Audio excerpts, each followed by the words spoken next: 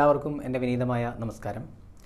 നമ്മൾ കഴിഞ്ഞ ക്ലാസ്സിൽ സാധ്യതകളുടെ ഗണിതം അല്ലെങ്കിൽ മാത്തമാറ്റിക്സ് ഓഫ് ചാൻസ് എന്ന് പറയുന്ന ചാപ്റ്ററിനകത്തുള്ള ടെക്സ്റ്റ് ബുക്കിനകത്ത് വരുന്ന ഒരുപാട് ചോദ്യങ്ങളൊക്കെ നമ്മൾ കഴിഞ്ഞ ക്ലാസ്സിൽ ചെയ്തു അല്ലേ. ഇനി നമുക്ക് ഈ ചാപ്റ്ററിനകത്ത് എക്സാമിന് വരാവുന്ന തരത്തിലുള്ള ചില ക്വസ്റ്റ്യനുകൾ നമുക്ക് ആ ചോദ്യങ്ങളൊന്ന് നോക്കാം. അതിനകത്ത് വരുന്ന ആദ്യത്തെ ക്വസ്റ്റ്യൻ എന്ന് പറയുന്നത്, ചിത്രത്തിൽ ഈ ഫിഗറിനകത്ത് കണ്ണടച്ചുകൊണ്ട് നമ്മളൊരു കുത്തിടുകയാണ് എങ്കിൽ, നമ്മൾ ഈ ചിത്രത്തിനകത്തേക്ക് നോക്കാതെ ഒരു ഡോട്ട് മാർക്ക് ചെയ്യുകയാണ് എങ്കിൽ അത് ഈ കറുപ്പിച്ച ഭാഗത്ത് വരാനുള്ളതിൻ്റെ സാധ്യത എന്താണ്? നമ്മൾ ഈ ഷെയ്ഡ് ചെയ്തിരിക്കുന്ന പാർട്ടിനകത്ത് വരാനുള്ളതിൻ്റെ പ്രോബബിലിറ്റി എന്താണ്, ചാൻസ് എന്താണ്? ഇതാണ് ക്വസ്റ്റ്യൻ എന്ന് പറയുന്നത്. അപ്പം നമ്മൾ പഠിച്ചിട്ടുള്ളത് ചാൻസ് അല്ലെങ്കിൽ സാധ്യത എന്ന് പറയുന്നത് കണ്ടുപിടിക്കാനുള്ള സമവാക്യം സാധ്യതാ സമം. നമ്മൾ പഠിച്ചിട്ടുള്ളത് ചിത്രത്തിൽ നിന്ന് അല്ലെങ്കിൽ ജാമിതീയ രൂപങ്ങളിൽ നിന്ന്, ജോമെട്രിക്കൽ ആയിട്ടുള്ള ഫിഗറിൽ നിന്ന് നമ്മളൊരു പ്രോബബിലിറ്റി സാധ്യത എന്ന് പറയുന്നത് കണ്ടുപിടിക്കാനുള്ള ഇക്വേഷൻ എന്ന് പറയുന്നത് ചാൻസ് ഈസ് ഈക്വൽ ടു അനുകൂലമായതിൻ്റെ പരപ്പളവ് അല്ലെങ്കിൽ area of favourable case divided by ആകെ പരപ്പളവ് അല്ലെങ്കിൽ ടോട്ടൽ ഏരിയ. ഇതാണല്ലോ ഒരു ജോമെട്രിക്കൽ ഫിഗറിൽ നിന്ന് അല്ലെങ്കിൽ ജാമിതീയ രൂപങ്ങളിൽ നിന്ന് സാധ്യത കണ്ടുപിടിക്കുന്നതിനുള്ള സമവാക്യം എന്ന് പറയുന്നത്. അപ്പോൾ നമുക്ക് ഇതിൻ്റെ മുകളിലുള്ള അംശത്തിലുള്ള അല്ലെങ്കിൽ ന്യൂമറേറ്ററിൽ പറയുന്നത് ഏരിയ ഓഫ് ഫേവറബിൾ കേസ്, അനുകൂലമായതിൻ്റെ പരപ്പളവാണ്. എന്താണ് അനുകൂലമായതിൻ്റെ പരപ്പളവ് എന്ന് പറയുന്നത്? നമ്മളോട് ചോദ്യത്തിനകത്ത് എന്താണോ ആവശ്യപ്പെട്ടിട്ടുള്ളത് അതിൻ്റെ പരപ്പളവാണ്. നമ്മളോട് ചോദ്യത്തിൽ ചോദിച്ചത് ഈ ചിത്രത്തിനകത്ത് ഷെയ്ഡ് ചെയ്തിരിക്കുന്ന ഭാഗത്ത് കുത്തു വരാനുള്ളതിൻ്റെ സാധ്യതയാണ് അല്ലേ. ഈ ഷെയ്ഡ് ചെയ്തിരിക്കുന്ന പാർട്ടിനകത്ത് നമ്മൾ ഇതിനകത്ത് നോക്കാതെ ഒരു പോയിന്റ് ഇടുന്ന സമയത്ത് ഈ ഷെയ്ഡ് ചെയ്തിരിക്കുന്ന പാർട്ടിനകത്ത് വരാനുള്ളതിൻ്റെ പ്രോബബിലിറ്റി എന്താണ് എന്നാണ് ക്വസ്റ്റ്യൻ ചോദിച്ചിട്ടുള്ളത്. അതുകൊണ്ട് അനുകൂലമായതിൻ്റെ അല്ലെങ്കിൽ ഏരിയ ഓഫ് ഫേവറബിൾ കേസ് എന്ന് പറയുന്ന സ്ഥലത്ത് നമ്മൾ എഴുതേണ്ടത് ഈ ഷെയ്ഡ് ചെയ്തിരിക്കുന്ന പാർട്ടിൻ്റെ ഏരിയ ആണ്. ഇതിനകത്ത് വരച്ചിരിക്കുന്നത് ഇതൊരു സെമി സർക്കിളാണ്. അതേപോലെ അതിൻ്റെ ബാക്കിയുള്ള സെമി സർക്കിളാണ് ഇവിടെയുള്ളത് അല്ലേ. ഒരു അർദ്ധവൃത്തം, അതിൻ്റെ ബാക്കിയുള്ള അർദ്ധവൃത്തമാണ് ഇവിടെയുള്ളത്. പിന്നെ ഒരു അർദ്ധവൃത്തം, അതിൻ്റെ ബാക്കിയുള്ള അർദ്ധവൃത്തമാണ് താഴെയുള്ളത്. ഇങ്ങനെ 4 അർദ്ധവൃത്തങ്ങൾ ചേർന്നതാണ് ഈ ചിത്രം എന്ന് പറയുന്നത് അല്ലേ. 4 സെമി സർക്കിൾസ് ജോയിൻ ചെയ്തിട്ടാണ് ഈ ഫിഗർ നമ്മൾ വരച്ചിട്ടുള്ളത്. അപ്പോൾ ഇതിനകത്ത് ഏരിയ ഓഫ് ഫേവറബിൾ കേസ് എന്ന് പറയുന്ന സ്ഥലത്ത് നമ്മൾ കൊടുക്കേണ്ടത് അർദ്ധവൃത്തത്തിൻ്റെ പരപ്പളവാണ് നമ്മൾ കൊടുക്കേണ്ടത്. ഈ അർദ്ധവൃത്തങ്ങളുടെയൊക്കെ പരപ്പളവുകൾ അത് കണ്ടുപിടിക്കാൻ വേണ്ടിയിട്ട് നമുക്ക് ഈ ഒരു അർദ്ധവൃത്തത്തിൻ്റെ ആരത്തെ, ഒരു സെമി സർക്കിളിൻ്റെ റേഡിയസിനെ നമ്മൾ R എന്ന് ഡിനോട്ട് ചെയ്തു. ഇവിടെ നിന്ന് ഇവിടെ വരെയുള്ള റേഡിയസിനെ ആരത്തെ നമ്മൾ R എന്ന് സൂചിപ്പിച്ചു. അങ്ങനെയാണെങ്കിൽ ഇവിടെ നിന്ന് ഇങ്ങോട്ടുമുള്ളതും എത്ര തന്നെയായിരിക്കും? അതും R തന്നെയാണ് അല്ലേ, ആരം തന്നെയാണ്. അതേപോലെ ഈ അർദ്ധവൃത്തത്തിൻ്റെ ആരവും R ആണ്, ഇവിടെ നിന്ന് ഇങ്ങോട്ടുള്ള ആരവും R ആണ്. ഈ വലിയ വൃത്തത്തിൻ്റെ കേന്ദ്രമാണ് ഇവിടെ ഉള്ളത്, വലിയ വൃത്തത്തിൻ്റെ കേന്ദ്രമാണുള്ളത് അല്ലേ. അതേപോലെ ഇവിടെ നിന്ന് ഇങ്ങോട്ട് R ആണ്, ഇവിടെ നിന്ന് R ആണ്, ഇവിടെ നിന്ന് ഇങ്ങോട്ടൊക്കെ R ആണ്. റേഡിയസ് എന്ന് പറയുന്നതിനെ നമ്മൾ R എന്ന് സൂചിപ്പിച്ചു. അങ്ങനെയാണെങ്കിൽ ഒരു വൃത്തത്തിൻ്റെ പരപ്പളവ് കണ്ടുപിടിക്കാനുള്ള ഇക്വേഷൻ നമുക്കറിയാം, അത് πr² എന്നാണെന്ന്. ഒരു മുഴുവൻ വൃത്തത്തിൻ്റെ, ഒരു മുഴുവൻ സർക്കിളിൻ്റെ ഏരിയ കണ്ടുപിടിക്കാൻ, പരപ്പളവ് കണ്ടുപിടിക്കാനുള്ള ഇക്വേഷൻ πr² ആണ് അല്ലേ. അപ്പം നമുക്കൊരു അർദ്ധവൃത്തത്തിൻ്റെ പരപ്പളവ് കാണാൻ എങ്ങനെയാണ് നമ്മൾ കാണുക? അർദ്ധവൃത്തത്തിൻ്റെ പരപ്പളവ് കാണുമ്പോൾ നോക്കൂ നിങ്ങൾ, അർദ്ധവൃത്തത്തിൻ്റെ പരപ്പളവ് അല്ലെങ്കിൽ area of semi circle is equal to πr²/2 എന്നായിരിക്കും അല്ലേ. ഒരു വൃത്തത്തിൻ്റെ ആരത്തിനെ നമ്മൾ R എന്ന് സൂചിപ്പിക്കുകയാണെങ്കിൽ അതിൻ്റെ പരപ്പളവ് πr² ആണ്. നമ്മൾ അതിനെ പകുതിയായി മുറിക്കുന്നതാണ് അർദ്ധവൃത്തം അല്ലെങ്കിൽ സെമി സർക്കിൾ എന്ന് പറയുന്നത്. അപ്പോൾ അതിൻ്റെ ഏരിയ അല്ലെങ്കിൽ അതിൻ്റെ പരപ്പളവ് എന്ന് പറയുന്നത് ഒരു വൃത്തത്തിൻ്റെ പരപ്പളവിൻ്റെ പകുതിയല്ലേ ഉണ്ടാവുക. അതാണ് എഴുതിയത്. അർദ്ധവൃത്തത്തിൻ്റെ പരപ്പളവ് എന്ന് പറയുന്നത് πr²/2 ആണ്. ഇങ്ങനെയുള്ള എത്ര അർദ്ധവൃത്തങ്ങളുണ്ട് ഇതിനകത്ത്? ഇതിനകത്ത് 1, 2, 3, 4. ഇതിനകത്ത് 4 സെമി സർക്കിൾസ് ആണ്, 4 അർദ്ധവൃത്തങ്ങളാണുള്ളത് അല്ലേ? അപ്പോൾ അതിൻ്റെ പരപ്പളവ് നമ്മൾ എങ്ങനെയാണ് കണ്ടുപിടിക്കുക? ഏരിയ ഓഫ് ഫേവറബിൾ കേസ് എന്ന് എടുത്ത് നമുക്ക് എഴുതാം 4 × πr²/2. അതായത് ഒരു അർദ്ധവൃത്തത്തിൻ്റെ പരപ്പളവ് എന്ന് പറയുന്നത് πr²/2 ആണ്. അങ്ങനെയുള്ള 4 അർദ്ധവൃത്തങ്ങൾ ഉണ്ടായതുകൊണ്ട് അതിനെ 4 കൊണ്ട് നമ്മൾ ഗുണിച്ചു അല്ലേ? ഹരിക്കണം ആകെ പരപ്പളവ്. ആകെ പരപ്പളവ് എന്ന് പറയുന്നത് ആകെ ഈ വൃത്തത്തിൻ്റെ പരപ്പളവാണ്, ശരിയല്ലേ? അതുകൊണ്ട് ആകെ പരപ്പളവ് എന്ന് പറയുമ്പോൾ നമുക്ക് എഴുതാം വൃത്തത്തിൻ്റെ പരപ്പളവ് അല്ലെങ്കിൽ area of the circle is equal to, ഈ വൃത്തത്തിൻ്റെ ആരെന്ന് പറയുന്നത് എത്രയായിരിക്കും? നോക്കൂ നിങ്ങൾ, ഇവിടെ നിന്ന് ഇതുവരെ 6 ആണ്, ഇവിടെ നിന്ന് ഇങ്ങോട്ടും 6 ആണ്, ഇവിടെ നിന്ന് ഇവിടെ വരെ 6 ആണ്, ഇവിടെ നിന്ന് ഇങ്ങോട്ടും 6 ആണ്. അങ്ങനെയെങ്കിൽ ഈ വൃത്തത്തിൻ്റെ ഈ സർക്കിളിൻ്റെ ആരം റേഡിയസ് എന്ന് പറയുന്നത് ആകെയുള്ള ഈ നീളം അല്ലേ? അത് എത്ര ഉണ്ട്? r + r 2r 2r അല്ലേ? അതിനോടുകൂടെ ഒരു ആറും കൂടെ കൂട്ടിയാൽ 3r, ഒരു ആറും കൂടെ കൂട്ടിയാൽ 4r. ഈ വലിയ വൃത്തത്തിൻ്റെ ആരെന്ന് പറയുന്നത് 4r ആണ്. അതുകൊണ്ട് അതിൻ്റെ പരപ്പളവ് ഏരിയ എന്ന് പറയുന്നത് πr² എന്ന സമവാക്യത്തിനകത്ത് r എന്ന് പറയുന്ന സ്ഥലത്ത് എത്ര r എന്ന് കൊടുക്കണം? നമ്മൾ 4r എന്ന് കൊടുക്കണം. കാരണം അതിൻ്റെ ആരം റേഡിയസ് എന്ന് പറയുന്നത് 4r ആണ് അല്ലേ? അപ്പോൾ നമുക്ക് 4r² πr² എന്ന് എഴുതുന്ന പോലെ തന്നെയാണ് എഴുതിയത്. r എന്ന് പറയുന്നത് വൃത്തത്തിൻ്റെ ആരമാണ്. ഇവിടെ വൃത്തത്തിൻ്റെ ആരം റേഡിയസ് എന്ന് പറയുന്നത് r + r 2r + r 3r + r 4r അല്ലേ? അതുകൊണ്ട് നമ്മൾ കൊടുത്തു 4r². അപ്പോൾ ആകെ പരപ്പളവ് ടോട്ടൽ ഏരിയ എന്ന് പറയുന്ന സ്ഥലത്ത് നമുക്ക് എന്ത് കൊടുക്കാം? π × 4r² എന്ന് കൊടുക്കാം. ഈസ് ഈക്വൽ ടു 4 ഹരിക്കണം 2. 4നെ 2 കൊണ്ട് ഡിവൈഡ് ചെയ്താൽ 2 തന്നെയാണ് അല്ലേ? 4നകത്ത് 2 ആണ് 2 ഉള്ളത്, അതുകൊണ്ട് നമുക്ക് 2 എന്ന് എഴുതാം. അപ്പോൾ 2 × πr² എന്ന് പറയുമ്പോൾ 2 πr² അല്ലേ?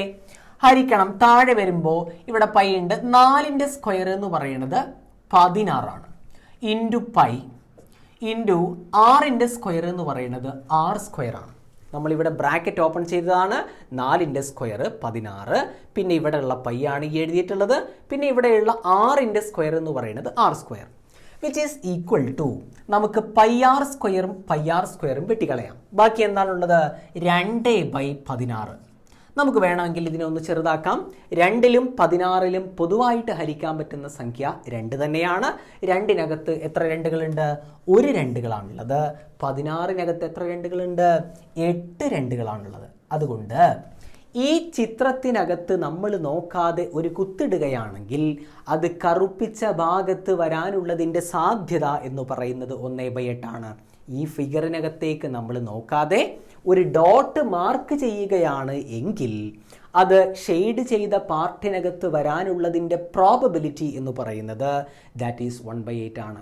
അപ്പം ഇത്തരത്തിലുള്ള ഫിഗറിൽ നിന്ന് ജോമെട്രിക്കൽ പ്രോബബിലിറ്റി നമ്മൾ കണ്ടെത്തുമ്പം അവിടെ നമ്മൾ കഴിഞ്ഞ ക്ലാസ്സിൽ പറഞ്ഞിട്ടുണ്ടായിരുന്നു, അവിടെ നമ്മൾ ഉപയോഗിക്കേണ്ട ഇക്വേഷൻ എന്ന് പറയുന്നത് നമ്മളോട് എന്താണോ ചോദിച്ചിട്ടുള്ളത് അതിൻ്റെ പരപ്പളവ്, അനുകൂലമായതിൻ്റെ പരപ്പളവ് അല്ലെങ്കിൽ area of favourable case divided by ആകെ പരപ്പളവ് അല്ലെങ്കിൽ ടോട്ടൽ ഏരിയ എന്നാണ്.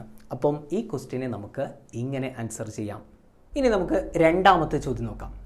സെക്കൻഡ് ക്വസ്റ്റ്യൻ എന്ന് പറയുന്നത്, ഈ ഫിഗറിനകത്ത് നമ്മൾ കണ്ണടച്ചുകൊണ്ട് ഒരു കുത്തിടുകയാണെങ്കിൽ, നമ്മൾ നോക്കാതെ ഇതിനകത്തൊരു ഡോട്ട് മാർക്ക് ചെയ്യുകയാണ് എങ്കിൽ, ആദ്യത്തെ ക്വസ്റ്റ്യൻ എന്ന് പറയുന്നത് ഇതിനകത്തുള്ള ചെറിയ അർദ്ധവൃത്തത്തിൽ ആകാനുള്ളതിൻ്റെ സാധ്യത എന്താണ്?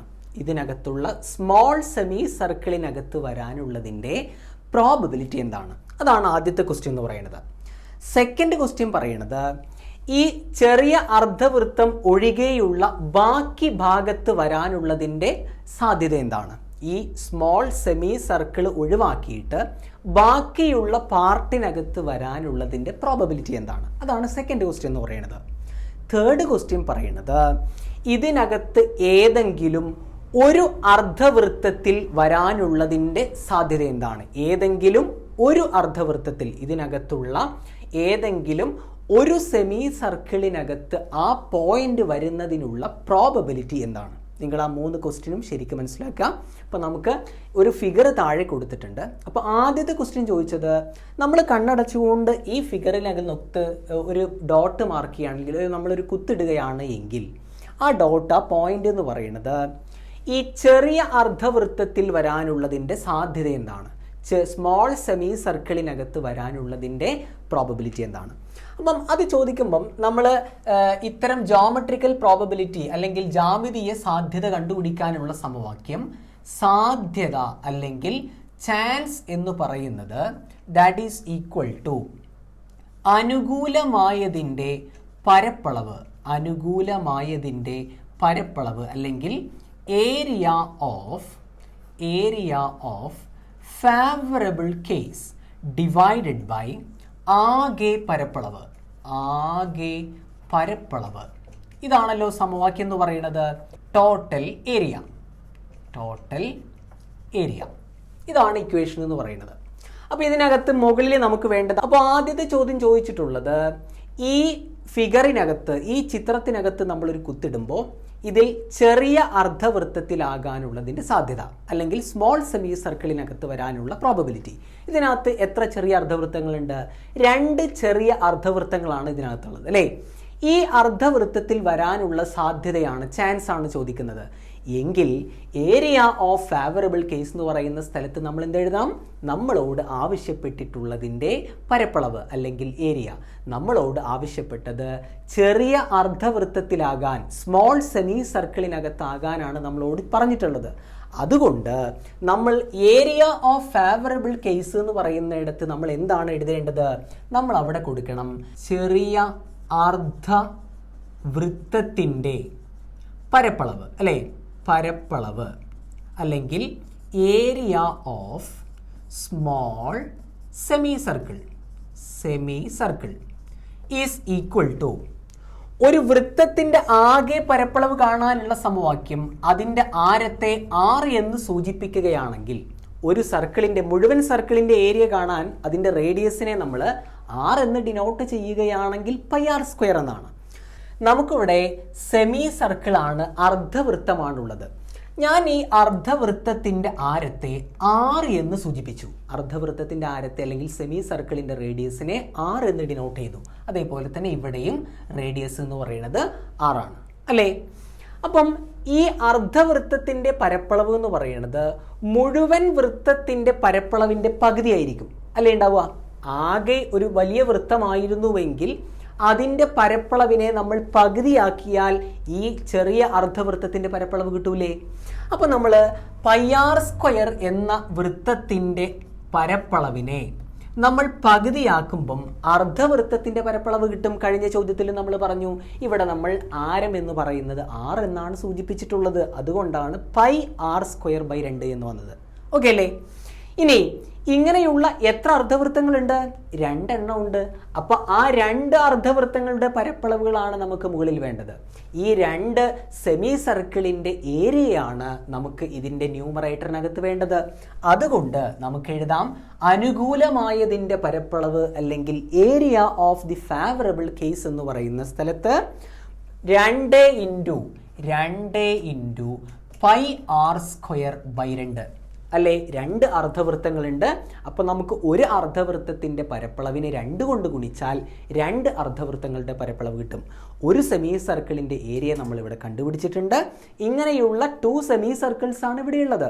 അതുകൊണ്ട് നമ്മൾ ഒരു സെമി സർക്കിളിൻ്റെ ഏരിയയെ നമ്മൾ 2 കൊണ്ട് മൾട്ടിപ്പിൾ ചെയ്താൽ 2 സെമി സർക്കിളുകളുടെ ഏരിയ നമുക്ക് കിട്ടും. ഇനി അടുത്തത് ആകെ പരപ്പളവാണ് അല്ലെങ്കിൽ ടോട്ടൽ ഏരിയ ആണ് നമുക്ക് താഴെ ഡിനോമിനേറ്ററിനകത്ത് വേണ്ടത്. നമുക്ക് ഇവിടെ ആകെ പരപ്പളവ് എന്ന് പറയുന്നത് ഈ വൃത്തത്തിൻ്റെ പരപ്പളവാണ് അല്ലേ? ടോട്ടൽ ഏരിയ എന്ന് പറയുന്നത് ഈ സർക്കിളിൻ്റെ ഏരിയ ആണ്. സർക്കിളിൻ്റെ ഏരിയ കണ്ടുപിടിക്കാനുള്ള ഇക്വേഷൻ നമുക്കറിയാം πr² ആണ്. ആ സർക്കിളിൻ്റെ റേഡിയസ് r എന്നാണെങ്കിൽ, പക്ഷേ ഈ വലിയ സർക്കിളിൻ്റെ, ലാർജ് സർക്കിളിൻ്റെ റേഡിയസ് എന്ന് പറയുന്നത് r ആണോ? അല്ല. കാരണം സ്മോൾ ഈ സെമി സർക്കിളിൻ്റെ ഇവിടെ നിന്ന് ഇവിടെ വരെയുള്ള റേഡിയസ് ആണ് 6. അപ്പോൾ ഇവിടെ നിന്ന് ഇവിടെ വരെയുള്ള റേഡിയസ് എത്ര ആയിരിക്കും? അതും 6 ആയിരിക്കും അല്ലേ? അപ്പോൾ നമുക്ക് ഈ ലാർജ് സർക്കിളിൻ്റെ റേഡിയസ് എന്ന് പറയുന്നത് r+r എത്രയായി? 2r എന്നായി. അതുകൊണ്ട് നമുക്ക് ഈ ലാർജ് സർക്കിളിൻ്റെ ഏരിയ വലിയ വൃത്തത്തിൻ്റെ പരപ്പളവ് അല്ലെങ്കിൽ area of large circle is equal to pi into pi r² എന്ന് പറയുന്ന ആരത്തിൻ്റെ സ്ഥലത്ത്, റേഡിയസിൻ്റെ സ്ഥലത്ത് നമുക്ക് എന്ത് കൊടുക്കാം? r+r 2r 2r എന്ന് കൊടുക്കാം അല്ലേ? അപ്പോൾ പൈ r² എന്ന് വരുമ്പോൾ പൈ ഇൻറ്റു 2r² എന്നാണ്. ഇതാണ് ആകെ വൃത്തത്തിൻ്റെ ലാർജ് സർക്കിളിൻ്റെ ഏരിയ എന്ന് പറയുന്നത്. അവിടെ ഇപ്പം നമുക്ക് താഴെ ഇവിടെ ആകെ പരപ്പളവ് എന്നുള്ളിടത്ത് എന്ത് കൊടുക്കാം? നമുക്ക് pi into 2r² that is equal to, നമുക്ക് ഈ 2ഉം നമുക്ക് വെട്ടിക്കളയാം. ബാക്കിയുള്ളത് പൈ r² എന്ന് മാത്രമാണ്. താഴെയുള്ളത് 2ൻ്റെ സ്ക്വയർ 4 ഇൻറ്റു പൈ എന്ന് പറയുമ്പോൾ 4π, r-ൻ്റെ സ്ക്വയർ എന്ന് പറയുന്നത് r². അപ്പോൾ നമുക്ക് പൈ r² വെട്ടിക്കളയാം. മുകളിൽ പിന്നെ ബാക്കി 1 മാത്രമാണ് ഉണ്ടാവുക. ബാക്കിയുള്ളത് 1/4. അപ്പോൾ നമുക്ക് കിട്ടിയത്, ഈ ചിത്രത്തിനകത്ത് നോക്കാതെ ഞാനൊരു കുത്തിടുകയാണെങ്കിൽ അത് ഈ കറുപ്പിച്ച ഭാഗത്ത് അല്ലെങ്കിൽ ഇതിനകത്തുള്ള ചെറിയ അർദ്ധവൃത്തത്തിൽ വരാനുള്ളതിൻ്റെ സാധ്യത എന്ന് പറയുന്നത് 1/4 ഈ ഫിഗറിനകത്ത് നമ്മൾ നോക്കാതെ ഒരു പോയിന്റ് മാർക്ക് ചെയ്യുമ്പം അത് സ്മോൾ സെമി സർക്കിളിനകത്ത് വരാനുള്ളതിൻ്റെ പ്രോബബിലിറ്റി എന്ന് പറയുന്നത് 1/4 ആണ്. ഇതാണ് ആദ്യത്തെ ക്വസ്റ്റ്യൻ്റെ ആൻസർ എന്ന് പറയുന്നത്. ഇനി അതിലുള്ള രണ്ടാമത്തെ ചോദ്യമാണ്. രണ്ടാമത്തെ ചോദ്യം ചോദിച്ചത്, ഈ ചിത്രത്തിനകത്ത് നമ്മൾ നോക്കാതെ ഒരു കുത്തിടുകയാണെങ്കിൽ ഈ അർദ്ധവൃത്തമല്ലാത്ത ഭാഗത്ത് വരാനുള്ളതിൻ്റെ സാധ്യതയാണ് അല്ലേ? അർദ്ധവൃത്തം ഒഴികെയുള്ള ബാക്കിയുള്ള സ്ഥലത്ത് വരാനുള്ളതിൻ്റെ സാധ്യത, അല്ലെങ്കിൽ സെമി സർക്കിൾ അല്ലാത്ത പാർട്ടിനകത്ത് ആ പോയിന്റ് വരാനുള്ളതിൻ്റെ പ്രോബബിലിറ്റിയാണ്. അപ്പോൾ നമുക്ക് സാധ്യത കണ്ടുപിടിക്കാനുള്ള സമവാക്യം ഏരിയ ഓഫ് ഫേവറബിൾ കേസ് അല്ലെങ്കിൽ അനുകൂലമായതിൻ്റെ പരപ്പളവ് ഹരിക്കണം ആകെ പരപ്പളവ്, ടോട്ടൽ ഏരിയ ആണ്. ഈ അനുകൂല പരപ്പളവ് എന്നുള്ള സ്ഥലത്ത് നമ്മൾ എന്താ കൊടുക്കുക? നമുക്ക് ഈ അർദ്ധവൃത്തം അല്ലാതെ വരുന്ന ബാക്കിയുള്ള ഭാഗത്തിൻ്റെ ഏരിയ അല്ലെങ്കിൽ പരപ്പളവാണ് നമുക്ക് വേണ്ടത് അല്ലേ? അതാണ് നമ്മളോട് ചോദിച്ചിട്ടുള്ളത് എന്താണോ അതാണ് നമുക്ക് ഇവിടെ, അതിൻ്റെ പരപ്പളവാണ് ഇവിടെ കൊടുക്കേണ്ടത് അല്ലേ? അപ്പോൾ നമുക്കത് കണ്ടുപിടിക്കണം. ഈ ബാക്കിയുള്ള ഭാഗത്തിൻ്റെ പരപ്പളവ് നമുക്ക് കണ്ടുപിടിക്കണം. അതെങ്ങനെയാണ് നമ്മൾ കണ്ടുപിടിക്കുക? ആകെ വരുന്ന ഈ വൃത്തം, ഈ ടോട്ടൽ സർക്കിളിൽ നിന്ന് നമുക്ക് ഈ അർദ്ധവൃത്തത്തിൻ്റെ പരപ്പളവ് നമ്മൾ കുറച്ച് കഴിഞ്ഞാൽ ബാക്കിയുള്ളതല്ലേ ഈ ഭാഗത്തിൻ്റെ പരപ്പളവ് അല്ലെങ്കിൽ ഈ വരുന്ന പാർട്ടിൻ്റെ ഏരിയ എന്ന് പറയുന്നത്. അപ്പോൾ നമുക്ക് അനുകൂലമായതിൻ്റെ പരപ്പളവ് എന്ന് പറയുന്ന സ്ഥലത്ത്, ഏരിയ ഓഫ് ഫേവറബിൾ കേസ് എന്ന് പറയുന്ന സ്ഥലത്ത് ആകെ ഈ വൃത്തത്തിൻ്റെ പരപ്പളവ് എന്ന് പറയുന്നത് നമ്മൾ കണ്ടുപിടിച്ചിട്ടുണ്ട്. That is pi into 2r² എന്നാണ്. ഇതിൽ നിന്നും ഈ ആകെയുള്ള വൃത്തത്തിൻ്റെ പരപ്പളവിൽ നിന്ന് ഈ 2 അർദ്ധവൃത്തങ്ങളുടെ പരപ്പളവുകൾ നമ്മൾ കുറച്ചാൽ മതി. നമ്മൾ നേരത്തെ ചോദ്യത്തിനകത്ത് കണ്ടുപിടിച്ചിട്ടുണ്ടായിരുന്നു 2 അർദ്ധവൃത്തങ്ങളുടെ പരപ്പളവ് എന്ന് പറയുന്നത് 2 × പൈ r²/2 ആണ് അല്ലേ? ഈ 2 സെമി സർക്കിളിൻ്റെ ഏരിയ എന്ന് പറയുന്നത് ഇതാണ് ഒരു സെമി സർക്കിളിൻ്റെ ഏരിയ എന്ന് പറയുന്നത്. ഇതിനെ 2 കൊണ്ട് മൾട്ടിപ്ലൈ ചെയ്താൽ നമുക്ക് 2 സെമി സർക്കിളിൻ്റെ ഏരിയ ആയി. അതുകൊണ്ട് നമുക്ക് എഴുതാം 2 × പൈ r²/2. അപ്പോൾ നമുക്ക് കിട്ടുന്നതായിരിക്കും ഇതിൻ്റെ ഈ സെമി സർക്കിൾ അല്ലാത്ത പാർട്ടിൻ്റെ ഏരിയ എന്ന് പറയുന്നത്, അർദ്ധവൃത്തം അല്ലാത്ത പാർട്ടിൻ്റെ പരപ്പളവ് എന്ന് പറയുന്നത് അല്ലേ? ഹരിക്കണം താഴെ വരുന്നത് ആകെ പരപ്പളവാണ്. ആകെ പരപ്പളവ് എന്ന് പറയുന്നത് വൃത്തത്തിൻ്റെ പരപ്പളവാണ്. അപ്പം നമുക്ക് അവിടെ എന്ത് കൊടുക്കാം?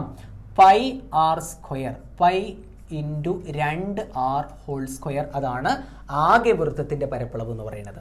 ദാറ്റ് ഈസ് ഈക്വൽ ടു, നമുക്കിവിടെ വരുമ്പോൾ 2ൻ്റെ square 4 4 into pi into r², അപ്പം 4π r² മൈനസ് ഇവിടുത്തെ രണ്ടും വെട്ടിക്കളഞ്ഞാൽ ബാക്കിയുള്ളത് പൈ r². ഹരിക്കണം താഴെയുള്ളത് 4π r². 4π r², 2ൻ്റെ സ്ക്വയർ 4 ആണ്. പൈ ഇവിടുത്തെ പൈ ആണ്, ഇത് r-ൻ്റെ square r². That is equal to 4 pi R സ്ക്വയറിൽ നിന്ന് 1 പൈ ആർ സ്ക്വയർ കുറച്ചാൽ എത്രയാണ്? നമുക്ക് 3 പൈ ആർ സ്ക്വയർ ആണ് കിട്ടുന്നത് അല്ലേ? 4 പൈ ആർ സ്ക്വയറിൽ നിന്ന് 1 പൈ ആർ സ്ക്വയർ നമ്മൾ മൈനസ് ചെയ്യുമ്പം നമുക്ക് 3 പൈ ആർ സ്ക്വയർ എന്നാണ് കിട്ടുക. Divided by 4 pi R square. നമുക്ക് പൈ ആർ സ്ക്വയറും വെട്ടിക്കളയാം. ബാക്കി വരുന്നത് 3/4 3/4. അപ്പോൾ നമുക്ക് കിട്ടും ഈ ചിത്രത്തിനകത്ത് നോക്കാതെ നമ്മളൊരു കുത്തിടുകയാണെങ്കിൽ അത് അർദ്ധവൃത്തമല്ലാത്ത ബാക്കിയുള്ള ഭാഗത്ത് വരാനുള്ളതിൻ്റെ സാധ്യത, അല്ലെങ്കിൽ സെമി സർക്കിളിൽ അല്ലാത്ത പാർട്ടിനകത്ത് വരാനുള്ളതിൻ്റെ പ്രോബബിലിറ്റി എന്ന് പറയുന്നത് എത്രയാണ്? 3/4 എന്നാണ്. ഇനി അതിലുള്ള മൂന്നാമത്തെ ചോദ്യം ചോദിച്ചത്, ഈ ചിത്രത്തിൽ നോക്കാതെ നമ്മളൊരു കുത്തിടുന്ന സമയത്ത് ഇതിലുള്ള ഏതെങ്കിലും ഒരു അർദ്ധവൃത്തത്തിൽ വരാനുള്ളതിൻ്റെ സാധ്യത, ഏതെങ്കിലും ഒരു അർദ്ധവൃത്തത്തിനകത്ത് അല്ലേ? അപ്പം ഇതിനകത്ത് ഏതെങ്കിലും ഒരു സെമി സർക്കിളിനകത്ത് വരാനുള്ളതിൻ്റെ പ്രോബബിലിറ്റി ചോദിക്കുമ്പം ഒരു അർദ്ധവൃത്തത്തിലാണ് വരേണ്ടത് അല്ലേ? അപ്പം നമുക്ക് ആവശ്യമുള്ള അനുകൂല പരപ്പളവ് എന്ന് പറയുന്ന സ്ഥലത്ത് ഒരു അർദ്ധവൃത്തത്തിൻ്റെ പരപ്പളവ് കൊടുത്താൽ മതി അല്ലേ? അപ്പം നമുക്ക് ഒരു അർദ്ധവൃത്തത്തിൻ്റെ പരപ്പളവ് കാണാനുള്ള സമവാക്യം നമുക്കറിയാം. അവിടെ കൊടുക്കാൻ നമുക്ക് പൈ ആർ സ്ക്വയർ ബൈ 2 അല്ലേ? അതാണ് നമുക്ക് ആവശ്യമുള്ളത്. ഹരിക്കണം താഴെ ഡിനോമിനേറ്ററിൽ നമുക്ക് ആകെ പരപ്പളവാണ്, അത് pi into 2r whole square ആണ്. ദാറ്റ് ഈസ് ഈക്വൽ ടു നമുക്ക് pi R square by 2 divided by 2ൻ്റെ സ്ക്വയർ 4 4 പൈ ആർ സ്ക്വയർ. നമുക്ക് ഈ 2നെ താഴേക്ക് കൊണ്ടുവരാം. താഴേക്ക് കൊണ്ടുവന്നു കഴിഞ്ഞാൽ പൈ ആർ സ്ക്വയർ എന്നത് മുകളിലുണ്ടാകും. ഹരിക്കണ 2 താഴേക്ക് വരുമ്പോൾ ഗുണിക്കണം 2 എന്നായിട്ട് മാറും. 4 പൈ ആർ സ്ക്വയർ അല്ലേ? ദാറ്റ് ഈസ് പൈ ആർ സ്ക്വയറും നമുക്ക് വെട്ടിക്കളയാം. മുകളിൽ നമുക്ക് ഒന്നുണ്ടാവും, താഴെ വരുന്നത് 2 × 4 8. അപ്പോൾ നമുക്ക് കിട്ടും ഈ ചിത്രത്തിനകത്ത് നോക്കാതെ, ഈ ഫിഗറിനകത്ത് നമ്മൾ നോക്കാതെ ഒരു ഡോട്ട് മാർക്ക് ചെയ്യുകയാണെങ്കിൽ, ഒരു കുത്ത് നമ്മൾ ഇടുകയാണെങ്കിൽ അത് ഏതെങ്കിലും ഒരു അർദ്ധവൃത്തത്തിൽ വരാനുള്ളതിൻ്റെ സാധ്യത, നമുക്ക് അറ്റ്ലീസ്റ്റ് 1 സെമി സർക്കിളിനകത്ത് വരാനുള്ളതിൻ്റെ പ്രോബബിലിറ്റി എന്ന് പറയുന്നത് എത്രയാണ്? 1/8 ആണ്. അപ്പം നമ്മൾ ചെയ്തിട്ടുള്ള ഈ ക്വസ്റ്റ്യനകത്തൊക്കെ നിങ്ങൾ ഈ ഒരു കാര്യം, സാധ്യത കണ്ടുപിടിക്കാനുള്ള ഈ ഒരു സമവാക്യം, ഇതിനകത്ത് മുകളിൽ ഏരിയ ഓഫ് ഫേവറബിൾ കേസ് അല്ലെങ്കിൽ അനുകൂലമായതിൻ്റെ പരപ്പളവ് അതെന്താണെന്ന് മനസ്സിലാക്കുക. ചോദ്യത്തിനകത്ത് എന്താണോ ആവശ്യപ്പെട്ടിട്ടുള്ളത് അതിൻ്റെ പരപ്പളവായിരിക്കണം നമ്മൾ മുകളിൽ കൊടുക്കേണ്ടത്. എന്താണോ നമ്മളോട് ചോദ്യത്തിൽ പറഞ്ഞിട്ടുള്ളത് അതിൻ്റെ ഏരിയ ആയിരിക്കണം നമ്മൾ കൊടുക്കേണ്ടല്ലേ? അപ്പം നമ്മൾ ഈ ചെയ്തിട്ടുള്ള ഓരോ ചോദ്യത്തിനകത്തും എങ്ങനെയാണ് അതിൻ്റെ ആൻസർ കണ്ടുപിടിക്കുന്നത് എന്ന് നിങ്ങൾ കൃത്യമായിട്ട് നോക്കി മനസ്സിലാക്കി പഠിക്കാൻ വേണ്ടി ശ്രമിക്കുക. ഓക്കെ, അപ്പം ഇതാണ് ഈ ചോദ്യത്തിൻ്റെ ഉത്തരം എന്ന് പറയുന്നത്. ഇനി നമുക്ക് മൂന്നാമത്തെ ചോദ്യം നോക്കാം. മൂന്നാമത്തെ ചോദ്യത്തിനകത്ത് പറയുന്നത്, ചിത്രത്തിൽ വലിയ അർദ്ധവൃത്തത്തിൻ്റെ കേന്ദ്രമാണ് O. ഈ ചിത്രത്തിനകത്ത് ലാർജ് സെമി സർക്കിളിൻ്റെ സെൻറ്ററാണ് O എന്ന് പറയുന്നത്. അങ്ങനെയാണെങ്കിൽ ഈ ചിത്രത്തിനകത്ത് നമ്മൾ നോക്കാതെ ഒരു കുത്തിടുകയാണ് എങ്കിൽ അത് ചെറിയ അർദ്ധവൃത്തത്തിൽ ആകാനുള്ളതിൻ്റെ സാധ്യത എന്താണ്? അല്ലെങ്കിൽ നമ്മൾ ഈ ഫിഗറിനകത്ത് നോക്കാതെ നമ്മളൊരു പോയിന്റ് മാർക്ക് ചെയ്യുമ്പം അത് സ്മോൾ സെമി സർക്കിളിനകത്ത് വരാനുള്ളതിൻ്റെ പ്രോബബിലിറ്റി എന്താണ്? ഇതാണ് ക്വസ്റ്റ്യൻ എന്ന് പറയുന്നത്. അപ്പം നമുക്ക് സാധ്യത കണ്ടുപിടിക്കാനുള്ള സമവാക്യം അറിയാം. സാധ്യത എന്ന് പറയുന്നത്, അല്ലെങ്കിൽ ചാൻസ് ഈസ് ഈക്വൽ ടു അനുകൂലമായതിൻ്റെ പരപ്പളവ്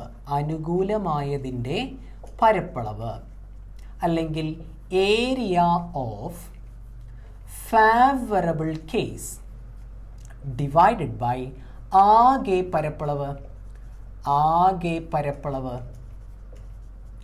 അല്ലെങ്കിൽ ടോട്ടൽ ഏരിയ. ഓക്കെ അല്ലേ? ഇതിൽ എന്താണ് അനുകൂലമായതിൻ്റെ പരപ്പളവ് അല്ലെങ്കിൽ ഏരിയ ഓഫ് ഫേവറബിൾ കേസ് എന്ന് പറയുന്ന സ്ഥലത്ത് എഴുതേണ്ടത്?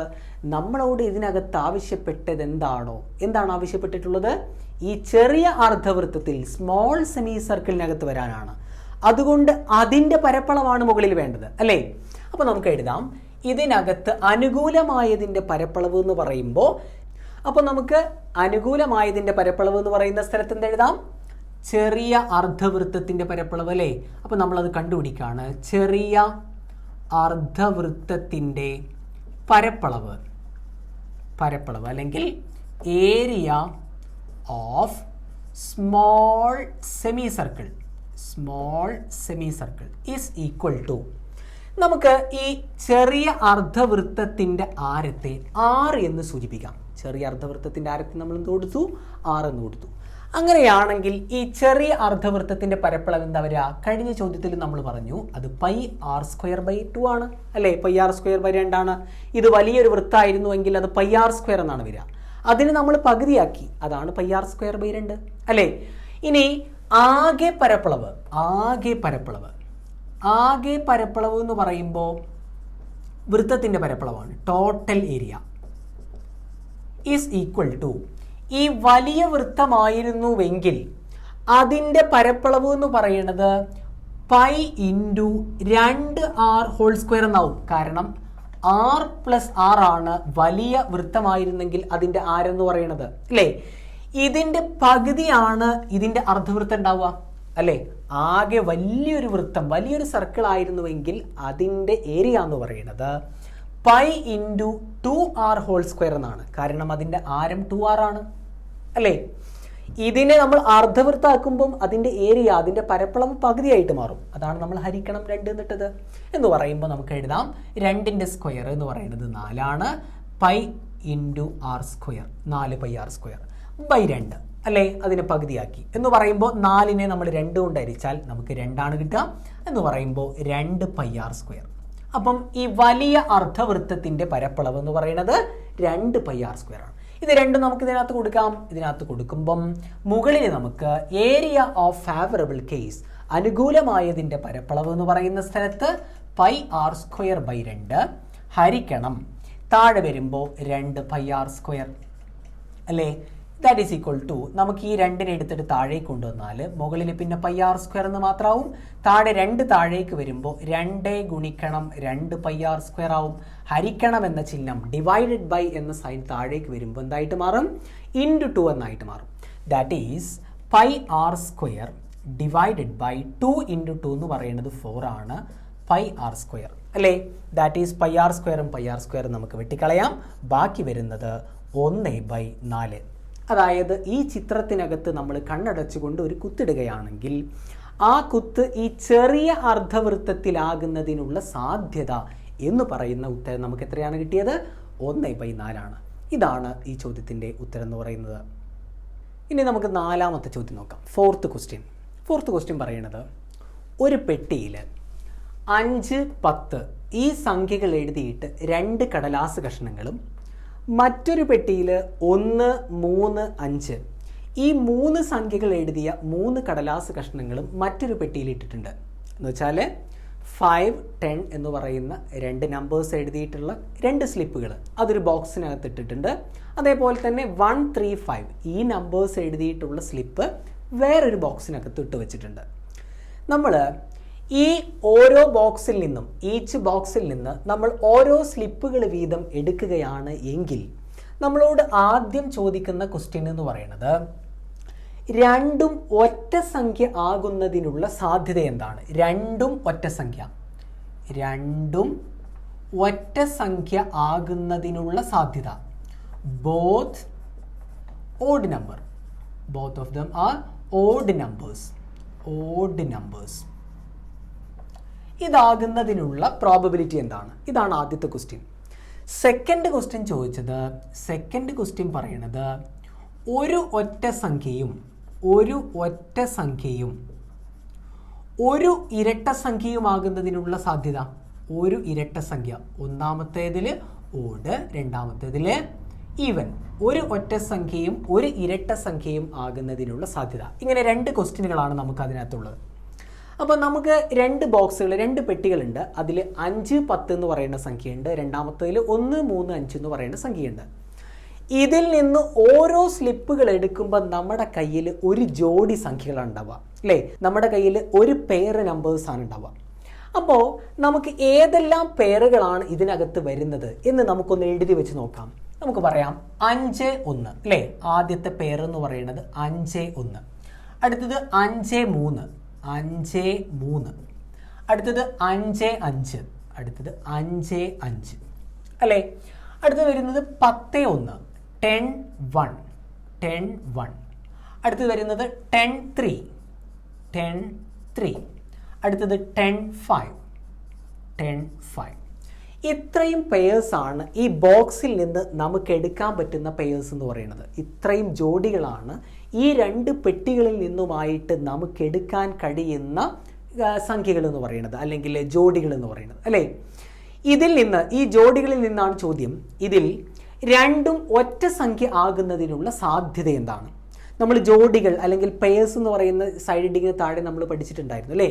സാധ്യത കണ്ടുപിടിക്കാൻ നമുക്കിവിടെ എഴുതാം. സാധ്യത എന്ന് പറയുന്നത്, അല്ലെങ്കിൽ ചാൻസ് ഈസ് ഈക്വൽ ടു അനുകൂല ഫലങ്ങളുടെ എണ്ണം, അനുകൂല ഫലങ്ങളുടെ എണ്ണം, അല്ലെങ്കിൽ number of favourable outcomes, number of favourable outcomes divided by ആകെ എണ്ണം, ആകെ എണ്ണം, അല്ലെങ്കിൽ ടോട്ടൽ